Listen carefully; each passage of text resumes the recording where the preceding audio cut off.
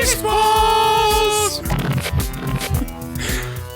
Welcome to the newly titled and long-awaited Grindhouse Podcast. I am your host, Cheese Film, and I'm joined by my co-host, Mr. Hecubus. Hello. And we have a special guest today. You may know him from his TikTok channel or the Suburban Scumbags, Mr. Randy Official himself. What an honor to be here. I really must say, I thank you, Cheese Film. Cheese Film. It's a pleasure. And Hecubus. It's a real pleasure. Shout out Suburban Scumbag. Shout out Randy Official. What about Trust Fall? Why don't you shout them out? Oh yeah, and I'm in a little thing called Trust Fall. Got thing. a song out, Rotten Oranges, new stuff cooking up. Yes, I've listened to them many times. They're very good, and you should check them out. But today we are talking about a classic film by the great director Mel Brooks, Spaceballs. Gentlemen, how did you watch Spaceballs this week? HBO Max. His HBO Max account. Right. I have the steel book of this. It's a nice Blu-ray, nice picture quality, and it was a very, very good film. What kind of special features are on that? I had director commentary and some like set photos and stuff like that. Good stuff, very good stuff. Let me pull this up so we can talk about Spaceballs, the movie. Now, if you're a fan of Spaceballs, you might understand what that reference was. Right. But Spaceballs is a 1987 American space opera parody. It is co-written and produced by Mel Brooks. It is primarily a parody of the original Star Wars trilogy, but also parodies other sci-fi films, including Star Trek, Alien, The Wizard of Oz, 2001: A Space Odyssey, Planet of the Apes, and Transformers. A lot of these movies here we have talked about on the podcast or will talk about in the near future. Wizard of Oz is sci-fi? Kinda. It's a fantasy. To another dimension. I guess. It's got talking creatures in it. It does. I would say that's more fantasy fiction than science fiction, but I did notice that the Wizard of Oz references in Spaceball on my second time watching this. All right, so that cavern that Yodergert's in is on the same soundstage that they shot The Wizard of Oz. Oh, really? Yeah, so that stuff you saw was an actual homage to The Wizard of Oz in the place it happened. Infamous sci-fi movie, The Wizard of Oz. Infamous sci-fi, great treated cast and crew very well on The Wizard of Oz, as far as I know. But Spaceballs is Chapter 11. It starts off with the opening crawl like Star Wars. Yes, it does. It's Chapter 11. And then that huge... the ship comes by left to right, not over the top of you, but all that stuff is ILM. Yes, And it looks great. which it does look, and it's funny because we've talked about other sci-fi kind of spoofs on Star Wars and how their miniatures looked and their effects looked. This one doesn't look bad at all Because it's them. You can tell when ILM does something because they really capture great image quality. They put their backs into it. These are the peak artists of the time. Is the one about that? If you watch it and Druidia, the planet, Yes, it's literally painted. Looks very good, but Well, you can tell that it's a painting. Yeah, that castle is a real castle. I don't know if it's... they probably optically put it in that location. yeah. But it's a real famous castle in like Scandinavia or something. It's on their money now. But is this the first successful parody movie? It was not successful. Well, I mean, I guess in No, hindsight. because like Airplane is pretty much a parody movie. and that probably had the same kind of. It's cult movies. It had cult success, but It's probably the most I guess, well-known Mel like, Brooks Young movie. Frankenstein is its own movie, but it's kind of a parody movie. Yeah, well, Kinda. Yeah, well, it's it was a comedy spoofing the original Frankenstein. Right. But it's its own thing. It is its own thing, and it's got more direct callbacks to the Universal Frankenstein than it does Yeah, because they used all the same book. equipment. Well, the same equipment. They used the black and white film instead of a colored film. And how Gene Wilder is acting is very similar to how the original guy was acting. I don't remember his name. Shout out you. I think, though, what you're thinking of is like scary movie parody movies. Yeah. Yeah. And they just didn't do it like that back then. Because the parody movie wasn't They just a had blanket comedies. comedy. Yeah. Yeah, Wizard of Oz. Not Wizard of Oz. Weird Al didn't come out yet, so parodies weren't big. Yeah, he did. I'm kidding. Oh, okay. But no, because I was thinking that on the second watch of in my head, this is Young Frankenstein. Now I'd put before it, but this is like what I would say the start of that kind of wave Movement. of movies, I guess, where everything was a spoof of something. I know what Yeah. you're saying, because the next movie he made was Robin Hood Men in Tights. Yeah. Yeah. Which is, like, this is a spoof movie of Star Wars, and that is of Robin Hood, Prince of Tights. Prince of Thieves. Prince of Thieves. Yeah. And then he also made a couple more later, like Repossessed, which is The Exorcist. Yeah. So kind They of did like that. High Anxiety too. Well, that's kind of what Mel High Brooks, Anxiety is a spoof movie of Hitchcock. Hitchcock, yeah, like in more it's a real movie in its own vein, Yeah. whereas this Dark Helmet is obviously Darth Yeah. Vader. Colonel Sanders. And he's the king of parody. He's the king of doing this. Like Weird Al does it in damn music, and he does it for movies, and it's unrivaled. There's not a single parody movie I would say can dethrone any of his movies. No. Well, they're ranging The good in ones, goodness, yeah. But like I would put his parody movie up against anybody else's, Absolutely. and he'd take the win because Mel Brooks is a genius comical writer, he is hilarious. and it works more times than it doesn't. And when it doesn't work, it's already moved past. You didn't even really realize it didn't and work. It's still entertaining when it don't work. Exactly. It's a home run. You can't go wrong with any of them, except for maybe the new History of the World. That's not getting a lot of Did you watch positive thing. No, I haven't. I don't have a Hulu subscription anymore. that? Oh, you can use mine. You can come over and watch mine, but it's not as good. It's I don't know how much he wrote it, but I think he just produced it. It's Yeah. written by younger people, so that for me, It's at too least, modern. and some of it's just not funny, Yeah. and it's a lot of punching, whereas he's just ribbing on everybody. It's an comic, equal and that's- opportunity. Yeah, offender. Yeah. Here's something, because I went to see this when it first came out in a drive-through or Ooh. drive-in theater with Inner Space. Both those movies. Then we have to do Inner Space because I don't think you've ever seen it. I've not And even it's heard of great. it. It's great. But when he was promoting this, he was on, I think it was the Tonight Show, and he said, I don't know, let's blow the shit out of space on TV. And he's like, oh, I'm sorry, you shouldn't have said space. That's the kind of funny he is. And that History of the World and these other spoof movies, they're not jokey like that. Right. And I appreciate that kind of jokiness. And it's telling that it's ribbing on Star Wars, Aliens, Star Trek, and like you can tell, but it also stands pretty solid by itself too. You don't have to have seen those movies No, not at in all. order to. As a matter of fact, Bill Pullman didn't see Star Wars before he made this movie, Well, look at that. which I think is incredible because he's not that much older than me, so he would have been probably a teenager, but he Yeah. had never seen any of those Star Wars movies. That's impressive. Yeah, that he. How did you miss them? Yeah, really. Because it was the height of Star Wars. It was Yeah. everywhere. So missing Star Wars and being a pretty Well, he's kind of gone by the wayside now, but it was a pretty big name back then. How would you not know? How would you not see these movies? I don't know, but he didn't. And then he purposely didn't see him. He just told Mel, "What do you want me to do?" Because this was his second movie, and Anne Bancroft is, or Anne Margaret is Mel Brooks' wife. They had seen him in a play and wanted him for it because they got these other people like Rick Moranis and huge John comedic Candy names. Yeah, Joan Rivers. Joan Rivers. So they're like, well, we'll just get a nobody.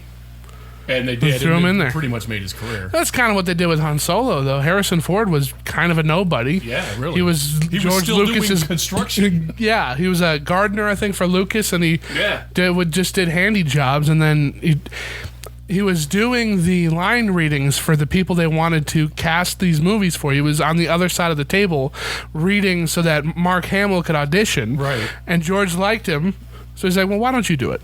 Because he did American Graffiti before. They had a relationship, and just do me this one favor, and now look at it.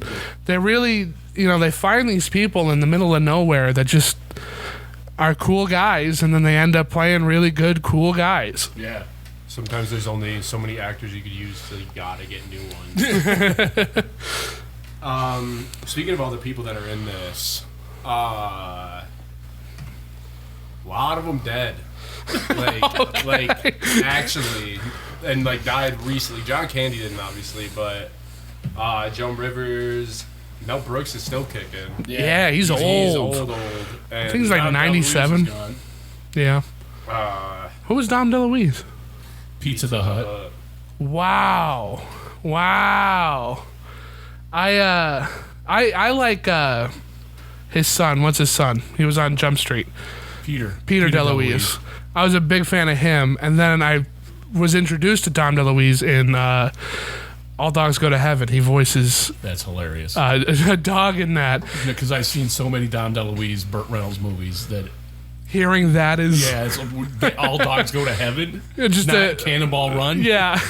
This is my first John Candy movie, though. Really? Yeah, and then it was Uncle Buck. Yeah. Planes, Trains, and Automobiles. Planes, Trains, that's the best. Yeah. Well, you gotta that watch on Thanksgiving. it. Done. Perfect Listen Thanksgiving to, movie. Alice's Restaurant and watch Planes, Trains, and Automobiles. That movie is great. Yeah, it is. And John Candy's just a funny guy. He's a very funny character actor, and he does a fantastic job in that. He almost does carry main cast through the movie. He's got a lot of energy. You know what's funny? He was they butting heads with Mel Brooks a little bit because and Mel thought he was taking over a little bit, and John thought that he was carrying it too much. By the end of the shoot, they were friends again, but there was some roughness in that. And from what you just said, from your impression of it, Yeah. Well, he's also a more experienced actor too. Yeah, Han Solo guy, though he did good, but Bill Pullman did not was not able to carry it. And the one that carried the princess, who is Daphne's Zurich, something like that. You want me to turn it around so you can read it better? I don't think she was able to carry her role that well, and I think She was acting with Joan Rivers, and Joan Rivers is River and John Candy carried their main characters as side characters. I think. Well, I think their comedic talent was part of the cause. Like of they that. drive the story, but those two really push the story forward and make it more colorful. enjoyable. Yeah. And they're also just they've got loud personalities. Those two, like Joan Rivers had a TV show, I believe, and John Candy being one of the biggest comedians. What are you talking about? Wasn't she like a late the night? 80s? Yeah. Well, first she was a stand-up comedian. She is all personality.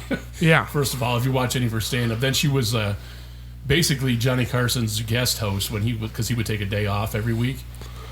Johnny Carson is what I was thinking of. Yeah, then she got Fox came out, the Fox channel, and she got a opportunity to have her own talk show. So she did do that for almost a whole season. But I thought maybe you were talking about the one the fashion one. Or No, I was talking about it's like late night. Yeah, but she used to have a talk show back, probably after this. It was like 89, 90. But yeah, I mean, but yeah, so she had that talk show, and it's a really good talk show. I thought it was pretty good, but it ruined her relationship with Johnny Carson. They never spoke again. Oof. Yeah, really. Well, Johnny Carson. And she had that broke her heart. Yeah. Well, he had a big ego too, though. Yeah, he was the best. He was the late night. That was it. Yeah, that's what you turn on the TV for, is Johnny Carson. And you didn't have a lot competing with him. Like how today you got Seth Meyers and Jimmy Fallon and Stephen Colbert. It was just him. Him and David Letterman, I think, were the only real two. Right, they were on the same. David Letterman was a guest host too. And then when he started his show, it was the whole different audience. Everything was different about it. Anyway, we're talking about Spaceballs. Yeah, we're going back to Spaceballs. Well, it's good history, because this is the time frame and this is the time period that it was. And but you had mentioned, I don't know if it was during the glitch or not, the datedness of like the VHS tapes. Oh, yeah. And I think that might be the best part of the movie. I freaking love that. That and when they go to Plaid and then stop suddenly and Dark Helmet slams into the thing and he's just Rick Moranis now. He's like, all right, smoke him if you got him. But that's great. When is this? Now. And then he's like, woo! When? It's hilarious. I think Dark Helmet almost really carry, like when we're talking, when the villains are on screen, it's good. It's great. It's when the hilarious. heroes are on screen, it's good, but it'll drag. Whenever they're on screen, the villains, they're the best. They have the best bits. They have the best almost everything. The only other bit that is good that sticks is the merchandising.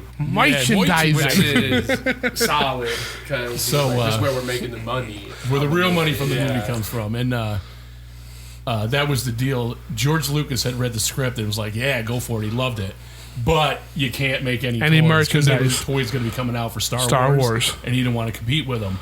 So that's where all that merchandising stuff comes from. And it's just great. It's awesome. None of it is real. No. Except the videotape. Some of them did say Spaceballs the video. But that whole part is just, it's amazing. And then they're going through their little library of VHS other tapes. Mel Brooks movies. They're all the Mel Brooks movies and like Rocky 37 and stuff like that. That's great. I think you pointed out that they did the VHS tapes. When I put the Blu-ray in, menus, how they'll do like the cool interactive menus. This one did that. So you put the thing in, and then they put the VHS in, and they're fast forwarding and rewinding through the entire movie. Yeah. And at points they'll stop it, look back at you, and then continue fast forwarding and rewinding the movie. The DVD did that too. That's so the one cool. That we had, and it says Spaceballs the DVD on it. Yeah. And that stuff. I love that they keep that recurring in the movie. So when they do like the Spaceballs, the lunchbox. Ever since that, when they make that joke, the immediate next thing is Spaceballs the sheet. Yeah. Then it's Spaceballs the toilet paper. Spaceballs the flamethrower. The flamethrower is hilarious. But even at the end when they're at that diner, the shot is behind the register and it says Spaceballs the placemat. It's just great. When they go to the prison, it says, I think it says Spaceballs the prison or Spaceballs the parking or something. Yeah, that they're pulling into. Great. The sign says there's no parking from 12 a.m. to 12 a.m. Monday through Sunday. Can't you read? And then those guys come back. And yeah, the guys. Who are they talking to? Is it there they are? There's nobody else in the hallway. It's just those two, and then the heroes, and then more people come in, but there's nobody there. They're talking to each other. To be off. That's funny. But also back to this flamethrower. That is where Elon Musk, why he was selling flamethrowers, is because of this. Because of Spaceballs. I heard about literally. That. Yeah, I wanted to get one of those, but you guys would burn the house down. Listen, at the kids diner will love part them. at the end, which is iconic because John Hurt. Yeah, John Hurt comes back. When that shot of the parking lot, there's a Millennium Falcon. Really? Yeah. And here's something that makes me mad. I kind of get it, but when I saw it the first time, and I think maybe on the DVD, when they're doing that establishing shot, they're playing "Good Enough" by Van Halen. Yeah. And I loved that because I was a huge Van Halen fan in high school when I seen this. Shout out Van Halen. Yeah. Sammy Hagar era, too. Yeah, it was 5150. It's the first song on side one. Anyway, did you hear "Good Enough" by Van Halen on the Blu-ray? Because it's Yeah. not on HBO Max. Oh, did they take it out? Yeah, The it's first Wow. song when they're in the Yeah. RV. And he's no, dancing to not it? the RV. That's Bon Jovi. Yeah. This is when they're at the end of the movie when you go in that diner. When they're coming into the diner, "Good Enough" is playing I guess by I Van Halen. didn't Well, you remember didn't that. see it on Yeah. HBO Max because it's not on there. But I watched the credits. They're credited. And That there, song is credited in there. Yeah. I wonder when they lost the rights to that. Yeah, and it must be a HBO thing. It probably is. Or maybe because Twisters is coming out, and Van Halen did That's not. a song for Twister. Here's the thing, though. It's Time Warner owns HBO. HBO Max is part of Time Warner. Time Warner made the movie. Time Warner is what, or Warner Brothers is what Van Halen's record company is. So I don't know why. So it's not on they should have the licensing rights to that song anyway. there. Yeah, That is Bureaucracy. odd. That is so it's odd. very odd. And I know those guys. It's not their fault. You know what it might be is sometimes You're gonna say the right thing right now. the music in one country will be cleared, Yeah. and then when they play it in another one, they'll have to change it out. Right. So maybe what you're watching is a foreign print of. Well, it's not a foreign print. It's the licensing crap. It's got to have something to do with HBO too. It's just weird because it's all Warner Brothers. right. It just doesn't. I make don't any know. sense. And it's. I don't like that song's not in there because I love Van Halen. Van Halen is great.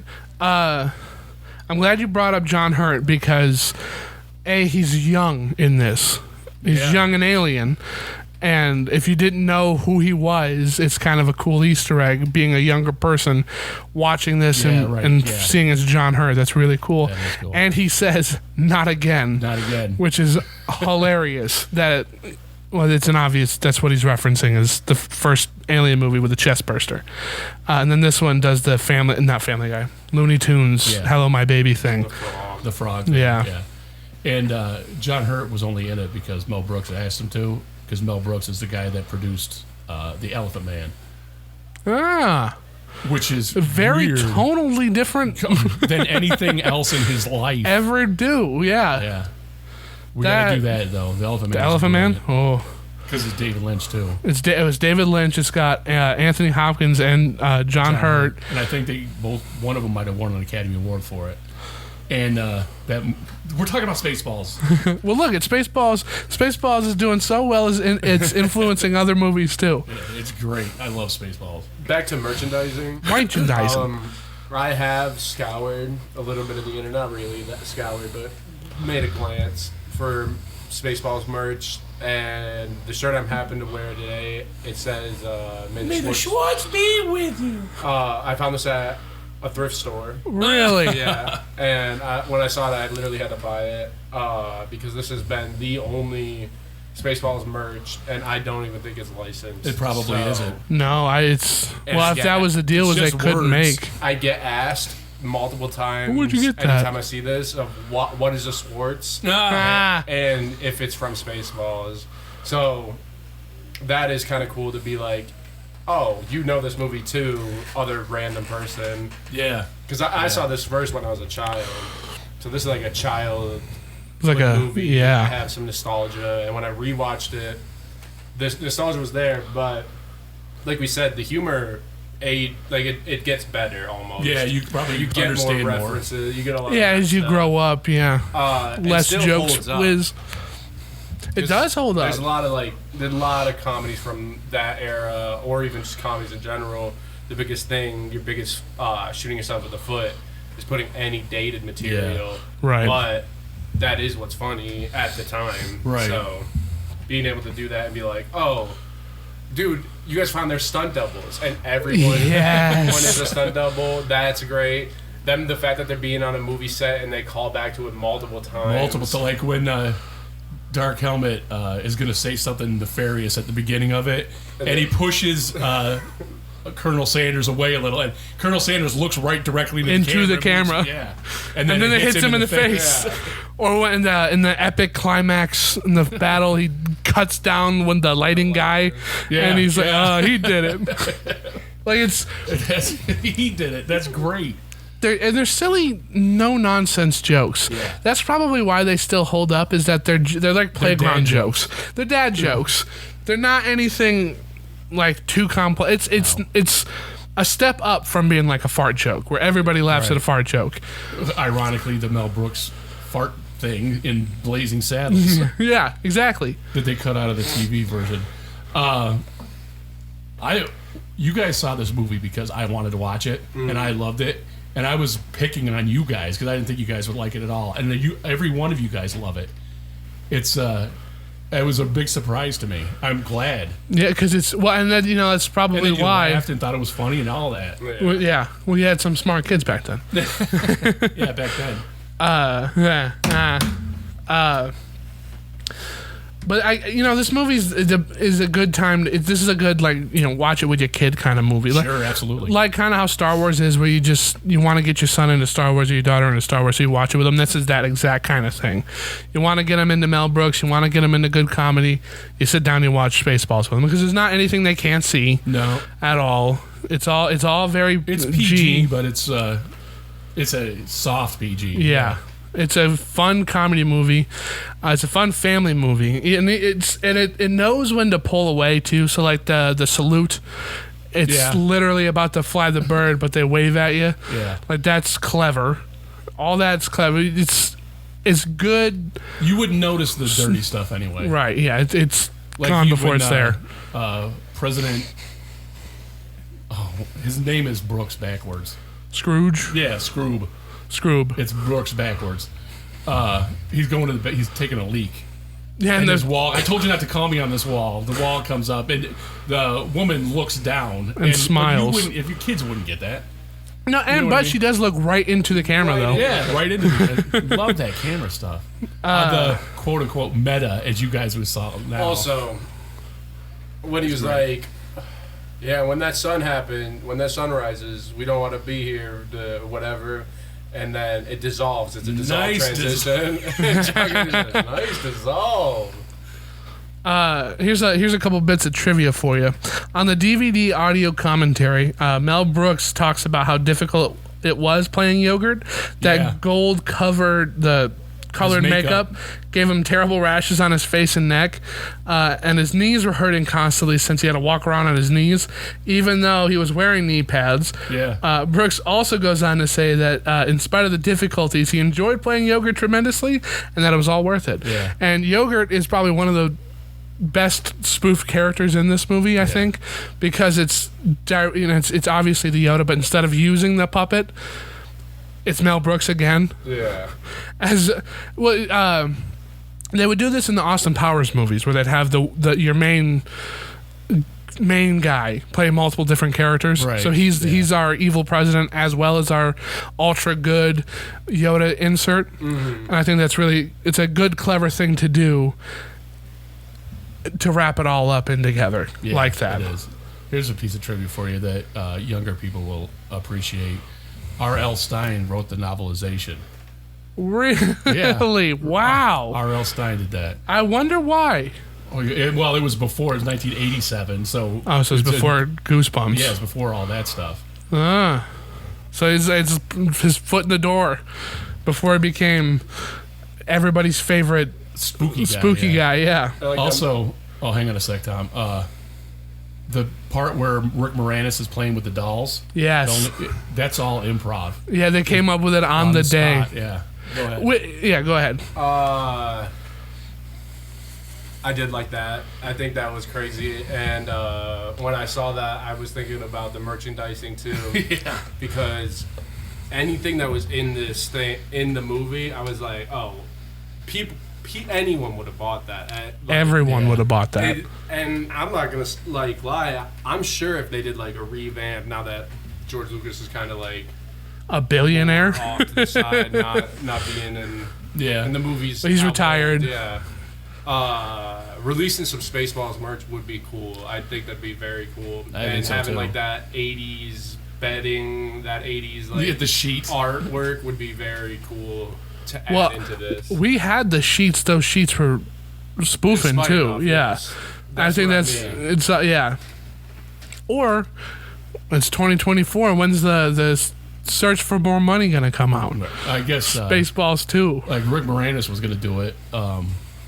It keeps falling through, but now I don't think he should, unless Mel Brooks is going to write it himself.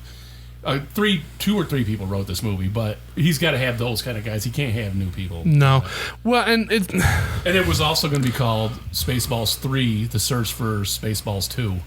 see that that would have been funny.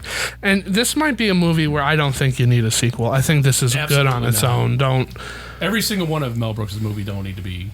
a sequel. Story of done. Spaceballs doesn't matter. It's the jokes Yeah. Right. Right. with the plot around Right. it. So So the sequel to would be Spaceballs is nothing. Yeah, Blazing Saddles. yeah. It's just the next Mel Brooks movie. Right. And Because this, you're Which Mel Brooks is in every movie he's been in. Oh, hell yeah, oh yeah. Even Elephant Man no, he just produced that. Yeah, no, Okay. he's He in did all of his direct it or- directed movies. would be hilarious if he made a Yeah. cameo. What's going on in here? Elephant Man. Oi! It's not an Bang elephant, back man. on your head. He's not an elephant. Yeah, and that's one of the the fact that it's called History of the World, Part 1. It's that's- not the history of the world then. It's only part of the history of the world. And then at the end of that movie, the trailer for the Part 2, that was all Yeah. just a joke. It was never intended to come out. It was a joke. So the History of the World Part 2, it kind of doesn't get the joke of it. But a lot of people, including myself, would have wanted Absolutely wanted to see what they more were. of that stuff. Yeah, because History of the World is hilarious. It is. Oh my god.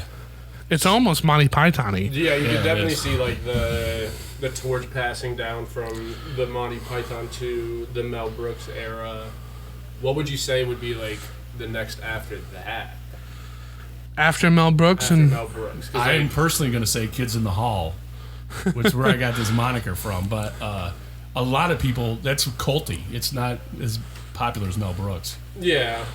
I think the Maybe Wayne's Brothers stuff Wayans brothers The was what I was going to Myers say. probably Or era. yeah, after that. Yeah. that late 90s, early 2000s kind of. right.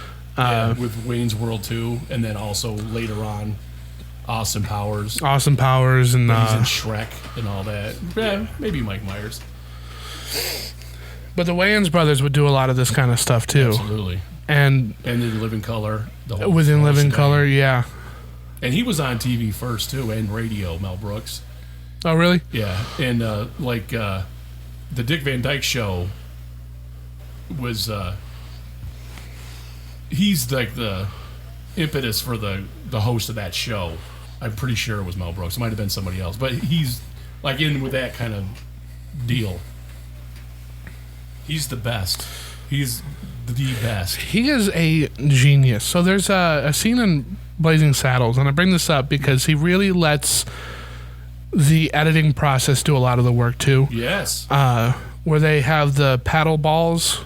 Oh my and god, that he's- whole meeting. Yeah, that is the funniest thing. That's the funniest piece of movie I've ever seen. It's hilarious. I so laugh every time. have you about seen that. it? No. So they bring in these paddle balls, and Mel Brooks is like trying to do it. He's really trying to do it, and he can't do it. And he's like, "Oh, I They think mine's traded broken." land for Native Americans for a box of these. Yeah. And he's like, "I can't do it. Mine's broken. I can't do it." Well, this other guy Why picks I was one gonna up, warp one. and he Harvey Korman. does it immediately, no problem. And he's like, "No, it's not. Right Here it again. is." Right again, sir. And he keeps doing it. He doesn't stop. It was improvised. He wasn't supposed to not be able to get it. Yeah. It was improvised, and it kept it. It was hilarious. Which is something. I mean, they did it multiple times. They had multiple takes of this.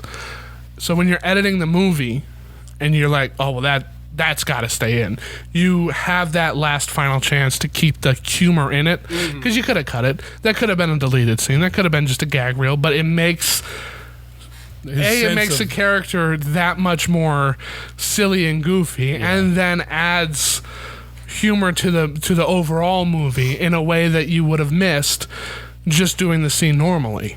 So the editing process for Mel Brooks, I think, does a lot of work too, as much as the acting and the production side of it. Right. He trusts the people, especially Harvey Korman, to be what they're going to be. Yeah, and it goes on the screen. It's brilliant. He's a very smart person. Yeah. I feel like this movie felt like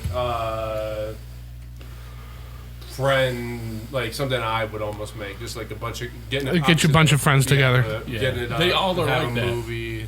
Like, this is guys. We'll do this. This will be the funniest thing ever. And then, what if we made reference to? I still like the Wizard of Oz reference. Yeah. I completely forgot that was out there, but to have that even in there, and it be the same, like, the set happens to be the exact same. I wonder if the joke happened before they knew they were getting that set. Like he wrote it into the script, or if they were like, "Oh, we're using in this set. You're filming in this set," and then he's like, "Wait, isn't?" Then they were like, "Oh, by the way, this is the Wizard of Oz set," and he was like, "Wait, what?" He frames it up. He was thinking about all those guys being on the set while they were shooting that. Mel Brooks had that in mind when they were making this movie. The Wizard of Oz people? The Wizard of Oz, yeah, and those people and stuff. And also, like, at the end of the movie when they open the fortune cookie. Yeah. And he's like, oh, and then he says, what a world, what a world. That's from Wizard of Oz. Wizard of Oz. That joke was referenced in a show recently that I watched, Smiling Friends, of like, by the way, Smiling Friends is pretty funny. This isn't a flashback. I'm actually dead. Like, he makes that, like, where you see him and then you don't. That's cool. You like Smiling Friends. That's good. Friends. It's good. When they're on the sand planet and they're combing the desert, we ain't found shit. I think it's hilarious that they give Helmet a complete new outfit. Yeah, with the helmet. With a brand new helmet and everything. And it's so dumb, and I love it because he's got like cargo shorts on and a beige shirt. Helmet. Yeah, he's got it's a swappable character suit. Yeah. I think that's hilarious because even the helmet looks different, and he's got the open visor instead of the slide. It's so cheesy and dumb. You can tell it's one of those things where, like, if they could make a toy out of it, they would make a toy out of it. Definitely. And it's fun to look at that stuff. Like, oh well, like when you're doing Batman and Robin, and you're watching this stuff, and like, oh well, that's obviously to sell a toy. But it's obviously to sell a toy, and you're not able to. Right. That's so. I loved that, and I love how he's like, well, comb the desert, and they get these huge combs. So you think we're being a little too literal? And he's like, what do you mean? What do you mean? You tell us to come and we come. Rick Moranis is great in this. Rick Moranis is fantastic. What's going on? What do we got in here? Cuisinart, all that kind of stuff. He's talking with the helmet up, and then he closes it to talk all mean and stuff like that. It's great, including the pith helmet. He's like, we'll close the helmet. I'll get him. That's great. I wonder if that was written in there or if Rick Moranis did that, because it could be either one. It really could be, and I was guy's a genius too. If you watch a lot of Rick Moranis in this movie and like watch him in other stuff, like he's doing a lot of, like, I don't want to say ad-libbing, but it's like facial movements. A ton of improv. He's doing a ton of improv, but like when President Scroob comes in, he's like, 1, 2, 3, 4, 5. That's the code on my lunchbox. and they look at each other. That doesn't feel scripted. That feels like two. It feels like professionals, actors who know each other. Like when I was doing stage performances, that's the kind of stuff we would do just to add to the scene. It's just kind of stuff. Normally people would do that. I do that at work on the line. Someone will come out, and then. We found my boss's TikTok, and he makes TikToks to one song. Oh, wonderful! Every time I hear like, "Oh, I look at the mirror, I see a great man," I'll look at my boss and then look at my coworker, just because he doesn't ever hear it, or he chooses to ignore it, which is good. But yeah, it's very real. It feels real. It feels like something the actor did on set. And it stuck. It worked. It doesn't look like they were scripted it. Of course. Like what you were saying about like you and your buddies just got together and made it. Yeah. Well, yeah, like when or even when the camera's moving in and he's like, and like he's looking into the camera. It's meta, and I just something about it that feels like it was a natural thing that he did that they kept in and added. Not that it was supposed to be there, like because he could have just stepped back. Is the doctor the plastic surgeon? Is he the dude from Ghostbusters? No, and I see what you're talking about because every time I see him, I'm like, I have to remind myself that's not Harold Ramis. Until he takes his glasses off, he looks like Harold. It's the glasses and the nose, I think. And then as soon as he reveals that it's not him, I think they did that on purpose too, because he's wearing a head thing. He looks almost exactly like it. Well, Harold Ramis. Talking about, I don't think he looks like Harold Ramis at all. Really, you don't think so? I've always thought he did. Did Ghostbusters come out after or before this? Before, way before, Ghostbusters 7 years 84, before, and this is 87. It came out before Ghostbusters 2. Does that help? Well, he was doing a lot of National Lampoon stuff, though. Yeah, all that National Lampoon he's stuff. He's a funny guy, yeah. And you wouldn't think he is off of Ghostbusters and he's just being a nerd. Right, but that was all his idea. Yeah. And all nerd stuff came from that. The hair, everything came from Harold Ramis's Egon. I love he's that in movie. Stripes, too, and he's nothing like... We got to do Harold Ramis later. I can go on about him. He's a genius.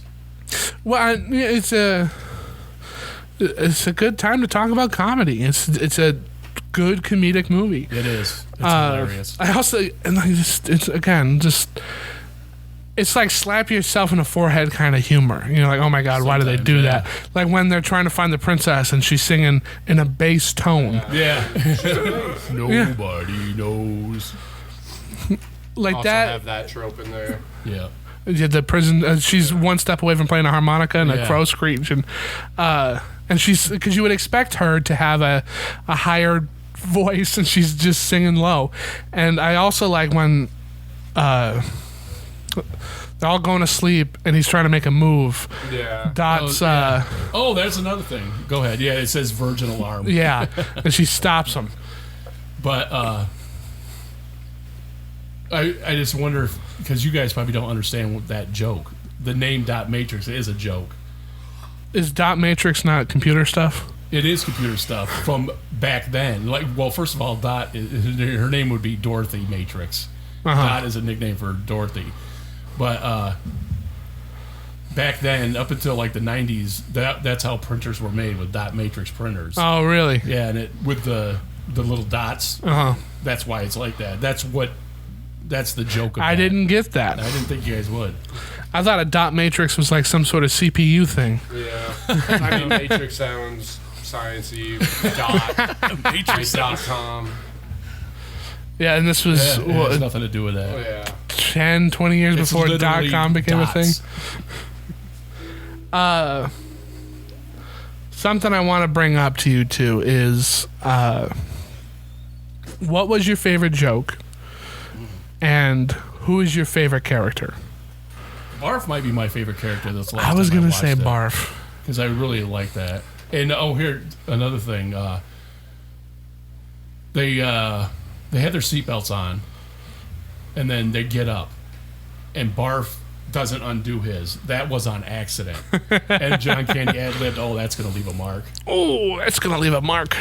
But this time I watched it, Barf was my favorite character. I like Barf a lot. What about you? Probably Dark Helmet. Like I said, he really does, like... I don't think he has a joke that doesn't hit. Yeah. Period. That's true. Period. Not a single one isn't funny or dated. Like, every single one hits. His mannerisms, very funny. The fact that he is supposed to be a intimidating force. He's like 4 foot. Yeah. And meek-looking guy, the nerdy-looking guy. He's got wearing a tie. And a big dime on his belt. Yeah. Is that it? That's what it looks like. It looks like a big dime. And then my favorite bit... Mine's the VHS stuff. That one sticks with me. The cones stick with me. The yogurt I even hated with strawberries is a good joke. But the last little, like...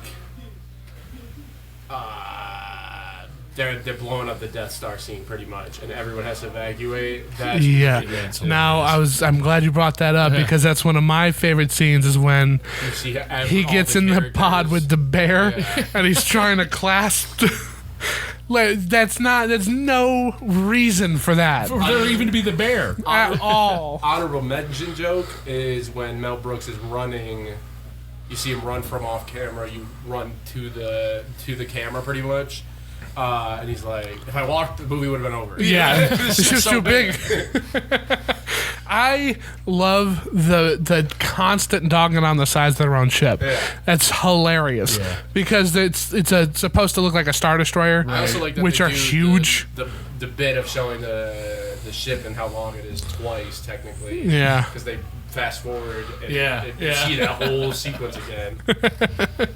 And the Planet of the Apes. And then That right there Kissing on the top. with the Yeah. planet. I think those are the original masks too. That looks like they might. Because- Iconic scene period. Yeah. Well, there definitely. goes the planet. Yeah.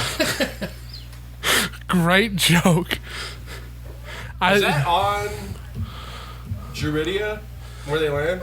I don't think it is Okay. because Druidia has they that get shield, blown and up. they blown up, and they're you see them yeah. spinning out. Right.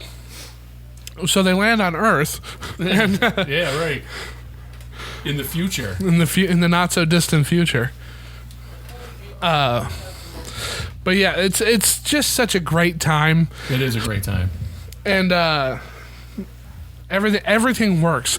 Something I wanted to point this out because we were watching it right here just before the podcast, Tom and I, just because the end of this movie is so good.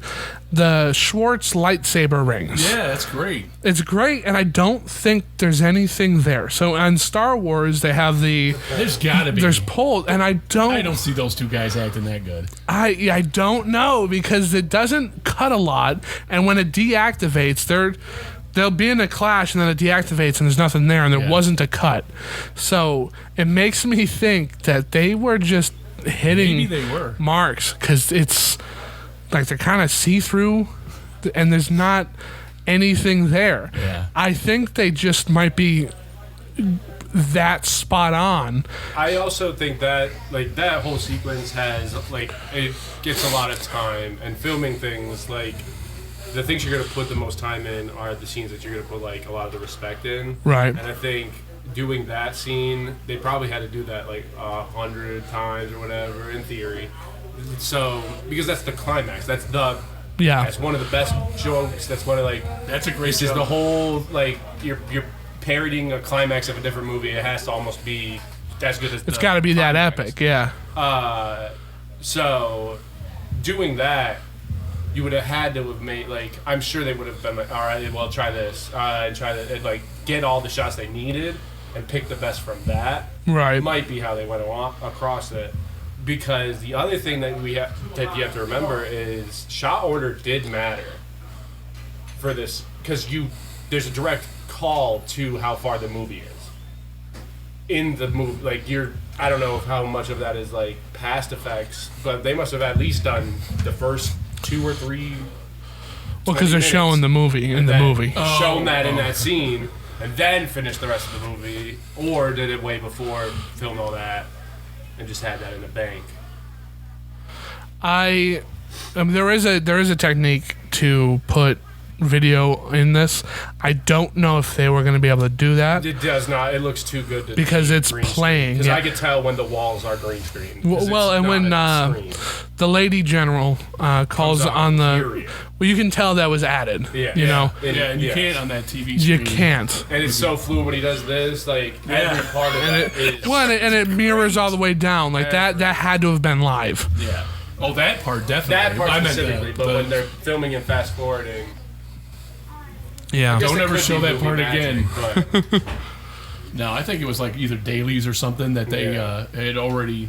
Well, they had already shot, edited. shot- Because that shot could be at the end. Literally, you filmed the whole movie, and Yeah. And then you hey, I went see back come and did back in that. real quick. And that's Do this. probably what they did Yeah. do, Yeah. just because if you're going to have an insert shot like that, you're going to want all of it. Yeah. all of But it. They only The show real the stuff. ship scene and him flying into the like. They only redo those 2 jokes. The Yeah. rest of it is like It's 'cause it's now. scrambled, and then it This goes is to happening now. and then it happens, and then it goes into the future. You know- so you only really have to have the 2 shots. We to just do it. missed it.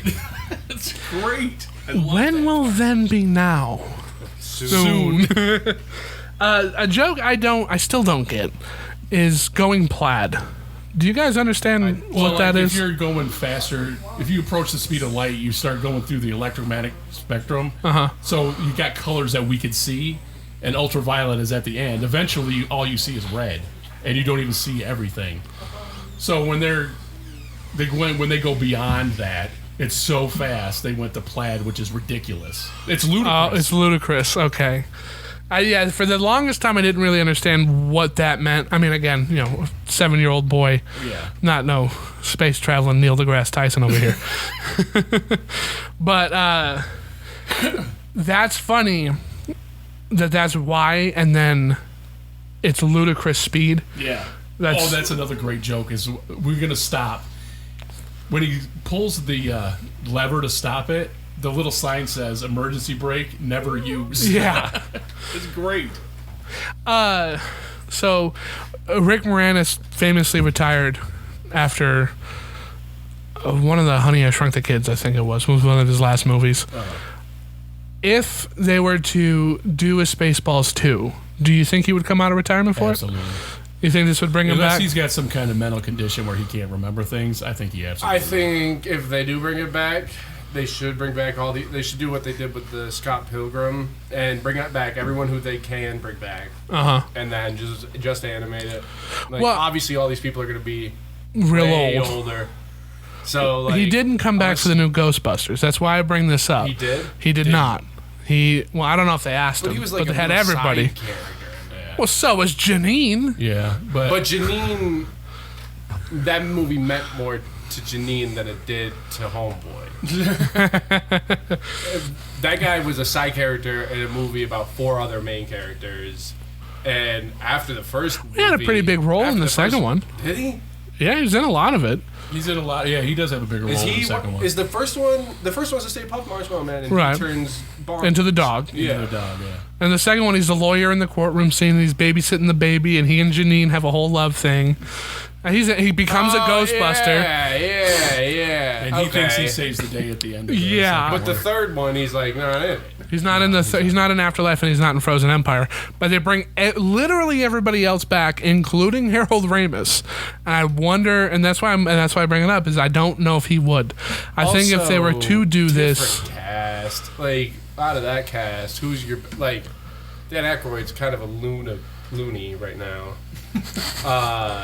That dude died, nerdy guy. Bill Murray is 100 now too. Bill Murray's He's wearing taking everything things too. He said it's like walking around with a refrigerator on your back. So I've got a replica, and they are to heavy. be like that It looks cast, good too. that cast or Spaceballs cast, I would pick the Spaceballs cast, but the Spaceballs cast doesn't have the heavy hitters it has anymore. No, and Well, you know that's true. what? Just make a different movie. True. Yeah, I'm. Stop making remakes. See, as much as I would love to see a sequel or like a spin-off show, kind of like how we talked about Killer Clowns, you'd have to do it your own way, and it would have to be completely different. And I don't think with this one you can even really do it. I mean, you could spoof like I don't even know what you would do anymore So because there's an exact thing what happened. It's Jay and Silent Bob had a movie. Yeah. right. I think it's a good movie. Kind of similar in the vein of this, where like it hits a lot of like. It has a couple big hitting jokes, and I don't think it's nearly as good as Spaceballs, but it's in the same vein. Are you talking about the reboot, Jay and Silent And Bob then they movie? rebooted it, Oh. and it's not that bad. It does not hold a candle to the first one though, like at all. Yeah. They're way older. Like Yeah. the humor, like for the humor.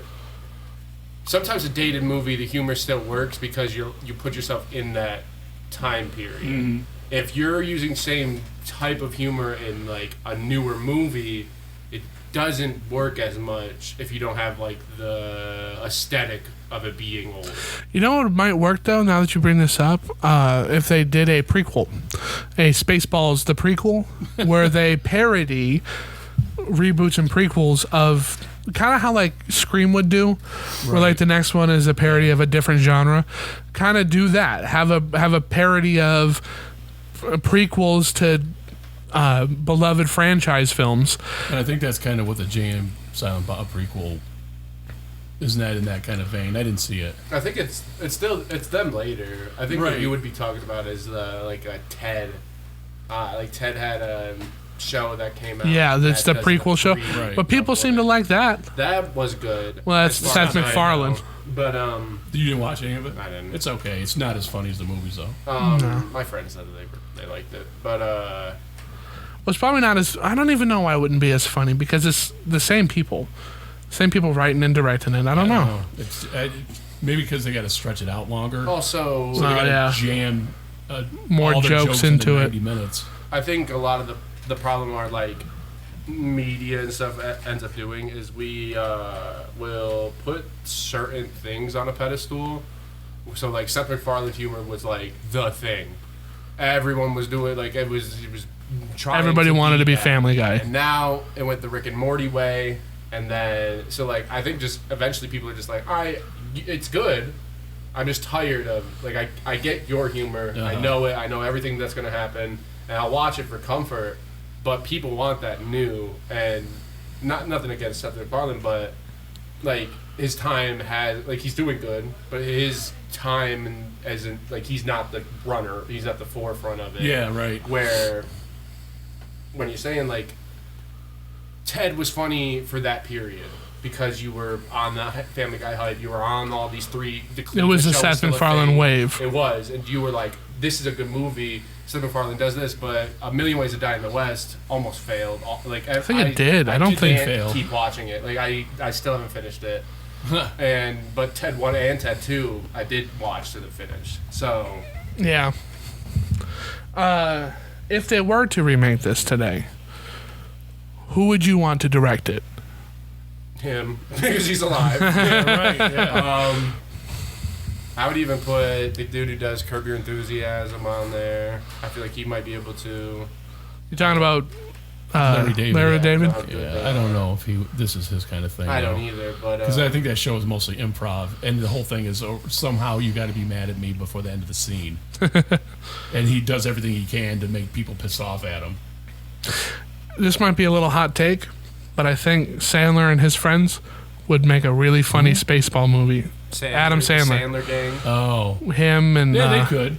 I think that group, the group of comedic friends, I think would do a great job. Yeah.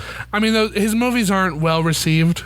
You know, people don't love they them. make a lot of money. They so it's all just bullshit. There's a new that guy's making bank off Netflix. He's got 3 or 4 new movies from that, and I do like the new Spider movie that he was with in space. That movie was pretty cool. What was it? I haven't seen it. I saw the Who Done It with him and Jennifer Aniston. Hey, your mother liked that too. And I saw that with Sarah. It's a good, but that's what I'm saying. Like but he would do like a good pseudo Lone Star almost. Well, those actors are they're getting old, but they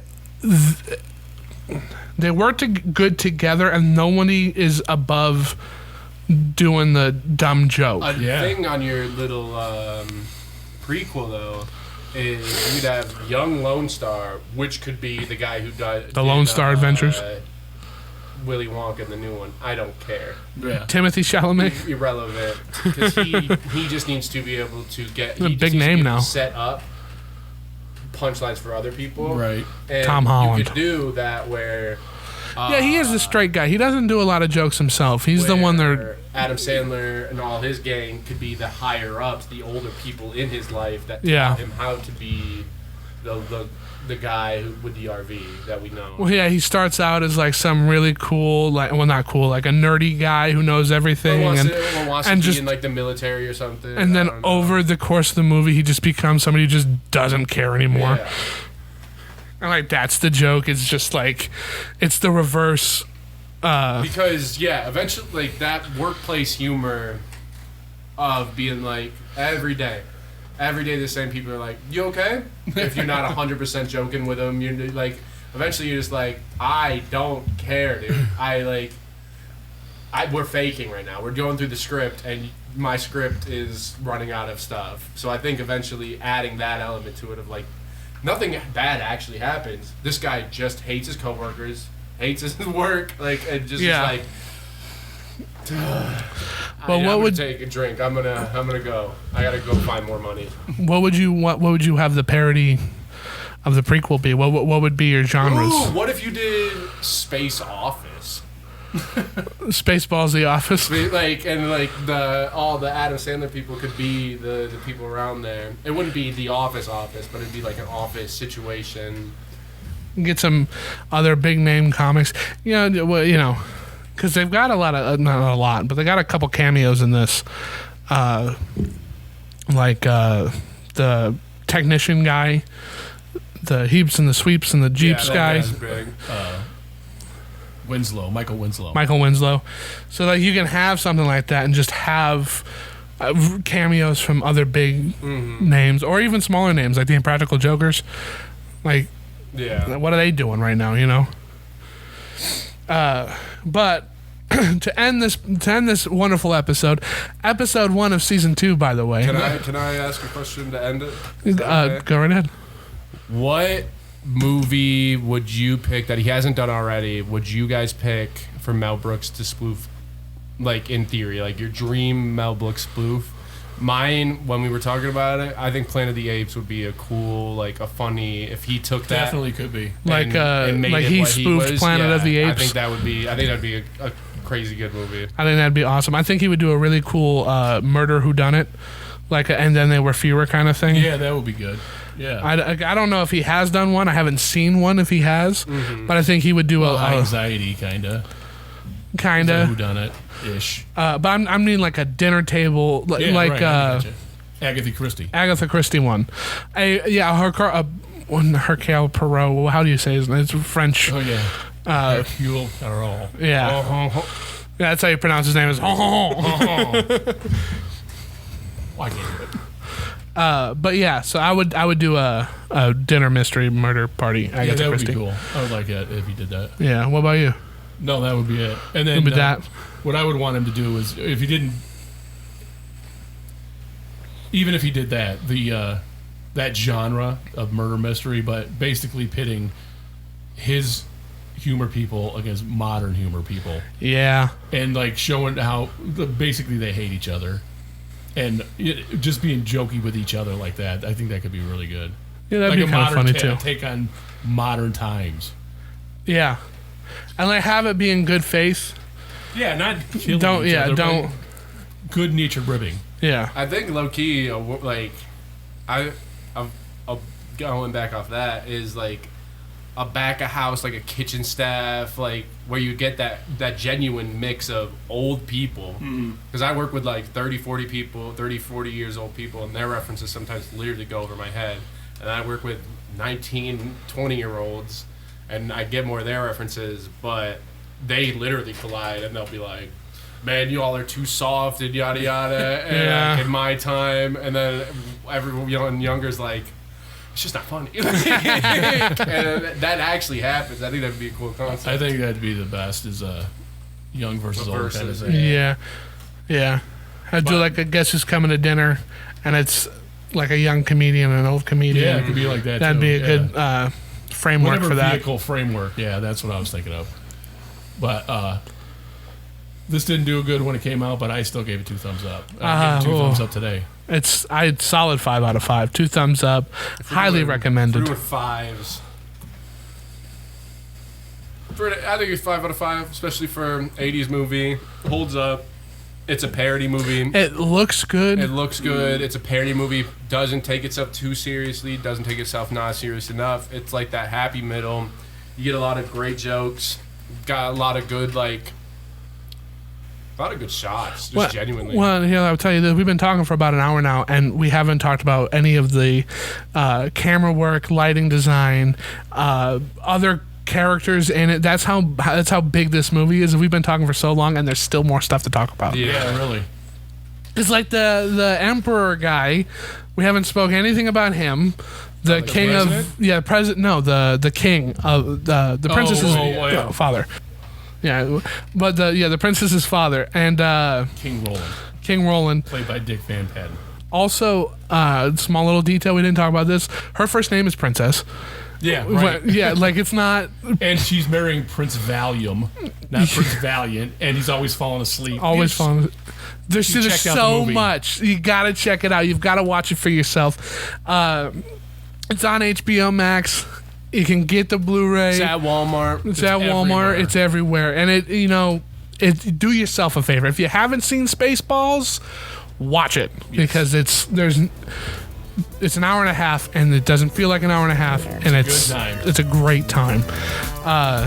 This has been Cheese Film and Hecubus and Randy Official. Shout out Trustfall. Shout out Randy Official. Shout out Suburban Scumbags. And this has been the Grindhouse Podcast. Spaceballs. Watch out.